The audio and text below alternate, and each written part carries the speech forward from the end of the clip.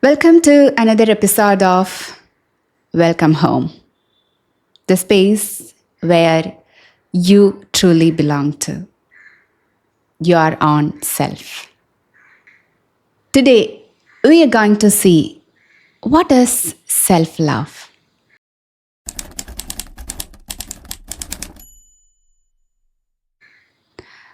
If you are a person who watch the some of the videos or follow some motivational speaks or in today's world knowledge is available everywhere. It's so easy to get information, and the words like self love, transformation, healing, all these are widely heard everywhere. But what exactly is self love? Eating healthy food, taking care of yourself, having time for yourself in the busy scheduled life. Yes, these are self love, but all these are just 0.1 percentage of self love. If you are somebody who doesn't even give that much in your life, you are wasting your human life. Whatever you do to others for their well being, sacrificing yourself is not worth it. But we are all taught over years and years that you should live for others, especially if you are a female, if you are a housewife, if you are a mother. That's what has been passed on traditionally. That's been over and over. That is what has been told to us. You should take care of others, and serving others makes your life better. Of course, I agree to that statement, serving others makes your life better, but it shouldn't be done at the cost of sacrificing yourself. That's a crime. That's a crime that you are doing, injustice that you are doing to your human form. We all know that the human life that we have is one of the most blessed form of life. Isn't that the most tragic thing? If we don't know how to live this amazing, blessed human life, we don't have any manual for life. We have heard from here and there, this is how somebody has to live their life. This is how they need to take care of their family. This is how they need to take care of their children or parents and other relations. But there is nowhere it is not written as a solid thing. This is how you need to live life. If that's not written anywhere, what I want to ask is, why do you hesitate to care yourself?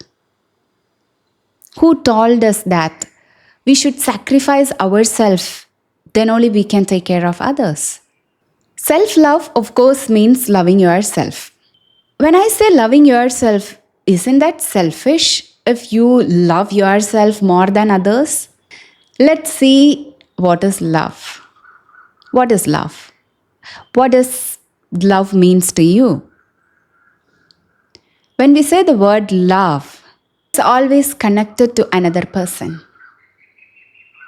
Maybe your relationships, or maybe your children, or maybe your parent, somebody you really love. When I say the word love, if the first thing that comes to your mind is the image of another person, that itself is a symptom that you have some sickness in you. And what is that sickness? The sickness that you really need to cure at the earliest possible. You know what it is? Ignoring yourself. Not prioritizing yourself. Not loving yourself. Not caring yourself. Love is a combination of all of this, right? If you love your child, you do take care of the child. You have compassion, care, affection, everything. You want to give it to the child. Same for your relations. Same is the case with yourself. Loving yourself means giving all these elements to your own self. You are caring for yourself. You're compassionate. You are affectionate. And you want to help yourself. You want to prioritize yourself. You want to treat yourself the best. You want to accept yourself. You want to appreciate yourself. All of these, if you can do to yourself, that is self love. Being said that, what might be the reason that we don't feel self love or we don't give self love? From my personal experience, what I have observed is the self love is something that has been not educated anywhere. Not in the schools, not in the traditional systems. Nowhere this has been taught. That itself is a point to be curious about, right? Why something very important has not been taught anywhere in our education system or in the families also. How many parents teach their children about self love? How many parents are even being aware of self love? Why is it so? It's because there are so many things in this universe that is so precious, very magical and miraculous, and very, very powerful. And the powerful things are usually being hidden. It's not something that is easily accessible. It's given only to those who are eligible for that. Self love is one such tool. It's so powerful that once you know its importance and once you know how to develop that, once you tap into that energy, the world is yours. The abundance of the universe will be yours then. It is so powerful as that. Once you can understand what the real meaning of self love is, you no longer lack anything in this universe, and everything will actually come to you. It is like the epitome of the visualizations and the manifestations. Things just flow to you. You just need to sit, relax, effortlessly in a place, and things happen to you. It's that powerful. I want you guys to understand exactly what does it mean. And if you can learn to utilize that, use it, leverage it in your life, this lifetime will be the best life ever in your life. Again, coming back to what is self-love. If you want to take care of yourself, first you need to understand what does it mean by self. Is it this body? Is it your mind? Is it the soul? What is self? Self has different definitions for different people based on their belief systems and the way they have been brought up. But by end of the day, all these definitions, even the religious concepts and everything, will settle down to one point, which says you are one with that supreme. And that is you. You are that. That is self. Which may sound to be little complex, which may sound to be little confusing, little unclear. Let me simplify that. It's a deep concept when you understand what does it actually mean by self. But let's start to understand it one by one. First thing is a physical. Of course, your physical body, that is not the self. That's a part of self. That's an element of self. The physical, mental, emotional, spiritual. Let's focus on these four aspects. These four aspects is the base to understand self. Your physical body is actually your home. The four-walled building that we usually say as our home, for you, that four-walled is your own body. Because you are contained in that body, in that construction. That is your, the appearance, that is the outward, what you see and what others see, the physical form. Taking care of that physical form is very, very, very important.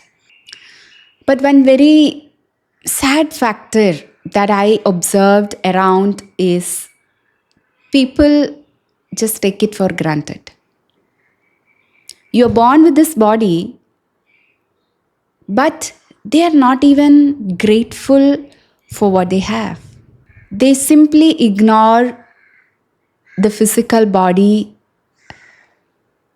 They have hundreds of justifications for that, reasonings for that. I don't have time, I have family to take care, I have kids to take care, I have this, that, and all the reasons of the world will pop up if somebody says about taking care of the physical body. That is the excuse that comes from ignorant people. Heights of ignorance. You may be somebody who is in a very top position in your career, but if you're not focusing on your physical health, you're a stupid. I take the liberty to say this openly that if you don't take care of your health, doesn't matter whatever role you are in your career. Doesn't matter how much of wealth you are earning in your career. Because you're not even giving care to what you are built with.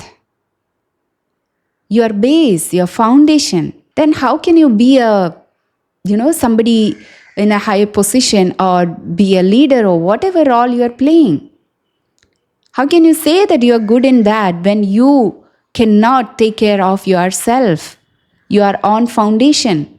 If you cannot hold that foundation strong and do things for that foundation, how can you do things for an organization or for other people, your team members?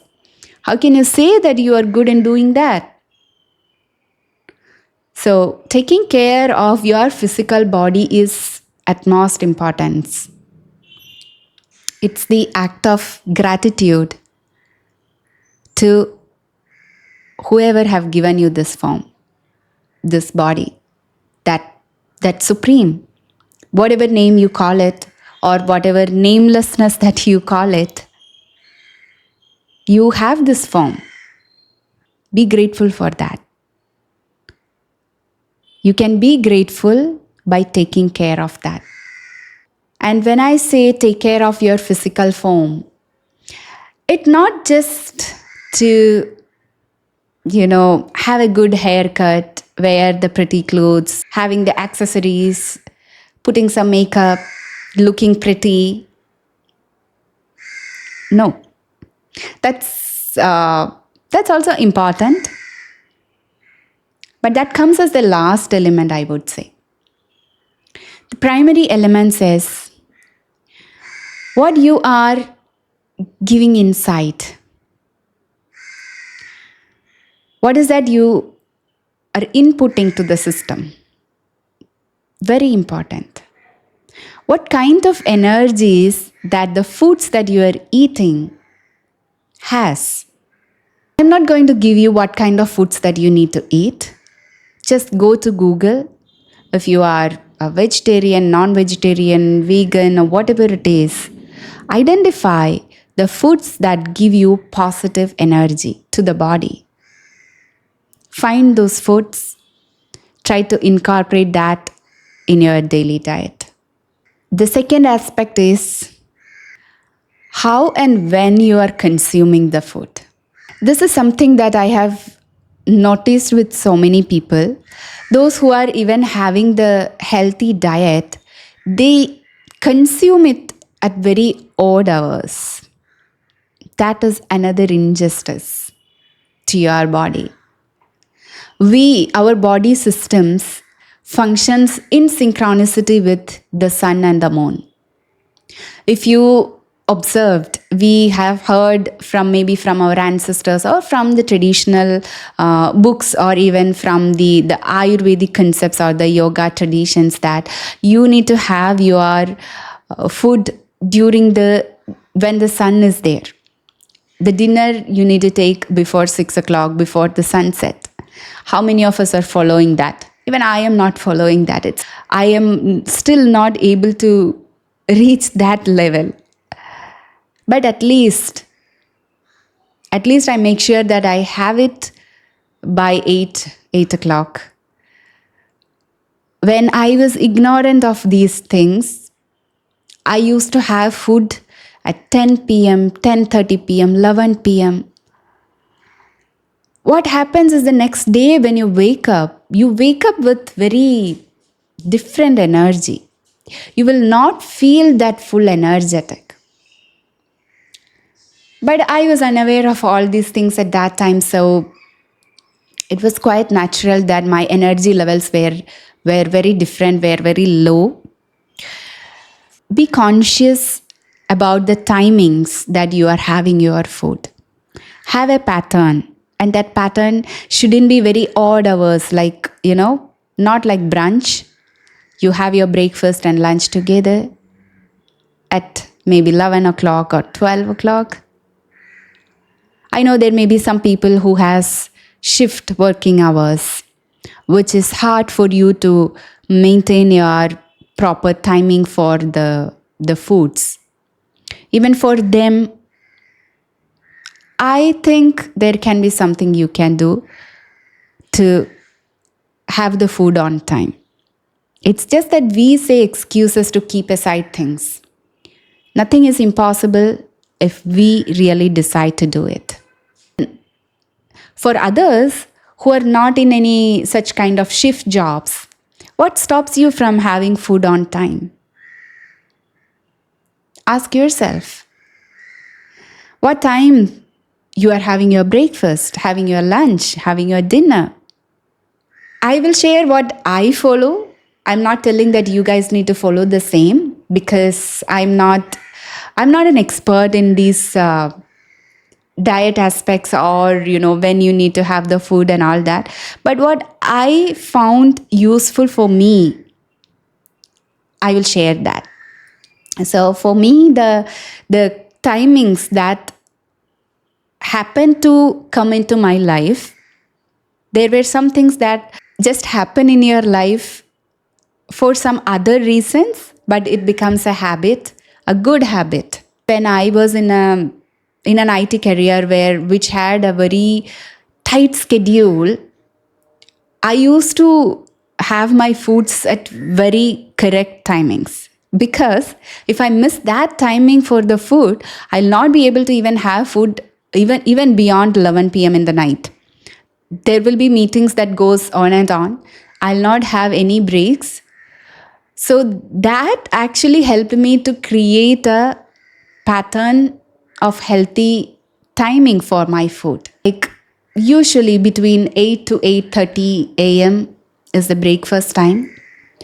12:30 to 1:30 is the lunch time. And evening, if possible, have it at 7 o'clock, or between 7 to 8:30 maximum. Have your dinner. And you go to bed after a couple of hours of your dinner. So this pattern, actually, I have observed this pattern had really helped me to change my energies. Before that, I was also like a night person and very, very odd hours of eating. Maybe 9 or 10 o'clock morning is the breakfast, and after 2 or 3 lunch, night 10 o'clock 11 o'clock dinner and all that. I had that at one point of my life and my career. But later on, that was a time when I was so dumb, by the way. I was nowhere aware of these factors, nowhere experienced anything about how these things can affect the life, the energies, and all that. I had that phase where I was so dumb about any of these things. But that's also part of the life, okay? When you were dumb and when you change from that and see the difference, that is where you can really see the difference. So I'm thankful for that phase of my life. That helped me to realize when things changed. So be mindful about what kind of food you are intaking and at what timing you are consuming that. Another factor, of course, all of us know is exercise or workout. I think we will talk about that in another episode.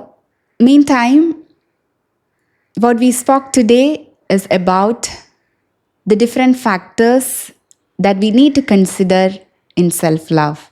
And the first and the primary factor is taking care of this body. And we started with what we intake when we consume it. It's time to wind up today's episode. Remember, the power is within you. The change that you want to see in the world is you. And you can do it. This is Ramya signing off. Take care and lots of love. See you. Bye bye.